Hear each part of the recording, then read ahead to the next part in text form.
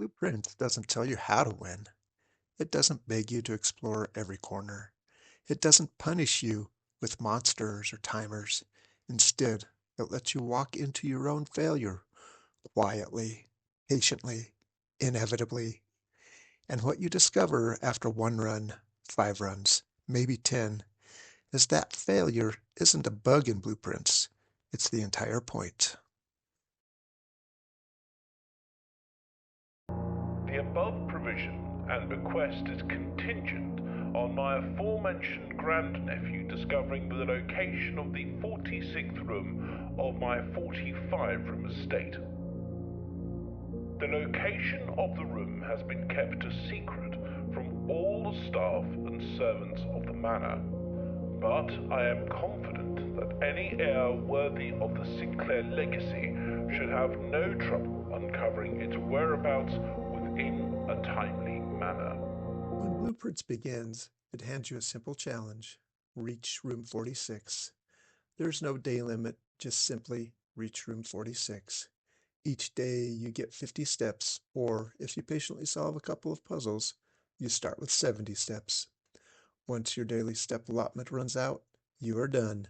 You start over the next day with an empty slate, no rooms, and little or no resources. There's no combat, no boss fights, just you, a mysterious mansion, and rooms to draft that may help you make it further in the mansion. The parlor, the billiard room, the dining room, and so many more. Rooms that are dead ends, but have a wealth of resources. Rooms with 4 doors that give you hope you can actually reach your goal this run.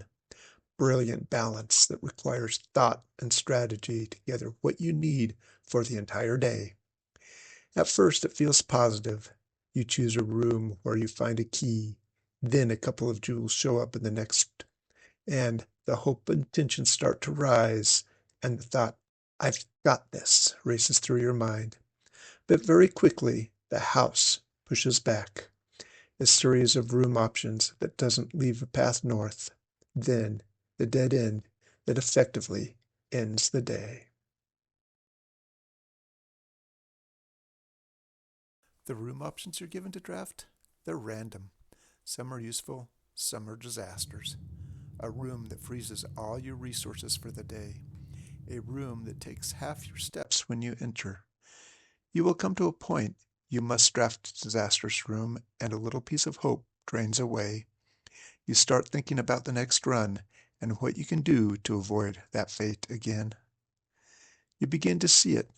This mansion wasn't made for you. You're not designing a dream home.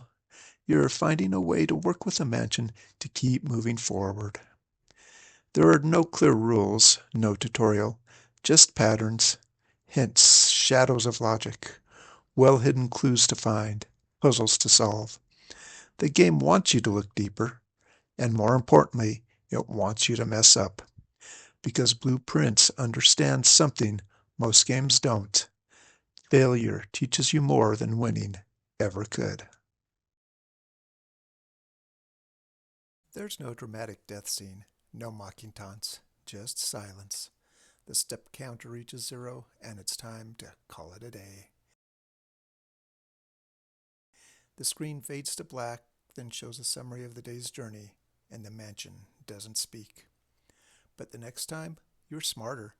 You remember which room has the resources that outweigh its dead end. You know what rooms will get you to the next level and the advantages of others. You start to plan ahead and hope the rooms offered will align with your goal for the day. If that goal becomes unattainable, you will need to change your strategy in the middle of the run. You learn to think ahead and be flexible in the way that you pursue your goal, always thinking outside the box to try to keep that path to the antechamber open, getting closer with one room at a time. Each failure becomes a breadcrumb, a note scribbled in your mind. You learn the mansion's rhythm, how it hides its secrets behind its beautiful design. What starts as confusion becomes clarity, not because the game changed, but because you did. Blueprints is intentionally designed to let you fail. It knows you won't have the jewels you need to draft that critical room. It knows you'll chase the wrong thread. It even knows you'll overthink and underplan the run. But it doesn't correct you. It doesn't stop you. It lets you make the mistake so you can feel the consequences. It wants you to wrestle with architecture, to feel trapped by your own ambition, to understand the weight of drafting the only room you can possibly afford. Because when you do finally succeed, it won't feel like luck. It will feel like you earned room 46 and that you are truly worthy of the reward.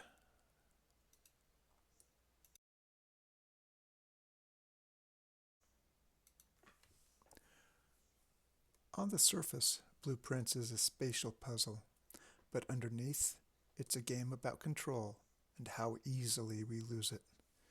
Every time you draft a room, you lock in a path for the day. Every decision echoes into the next 5. It's about commitment, trusting instincts, adapting when those instincts are wrong, and knowing, truly knowing, that starting over isn't defeat, it's discovery. And when room 46 opens, when you finally step into the chamber, you don't feel like you beat the mansion. You feel like you earned its respect. You will fail in Blueprints. That's not a warning. That's the invitation to always keep learning and moving forward. So go ahead, draft that room you haven't seen before, listen and be open to what the mansion is trying to tell you, and learn some of its secrets as you make your way through the rooms and corridors to room 46. And take heart in knowing that there are multiple ways to reach that end, and you don't need to see every room, every corner of the mansion the first time you make it to the end, for that probably won't be the end of your journeys through the mansion, as there are so many secrets and surprises still waiting for your next run. And yes, you will fail some more, but that's okay. That's what learning and growing is all about.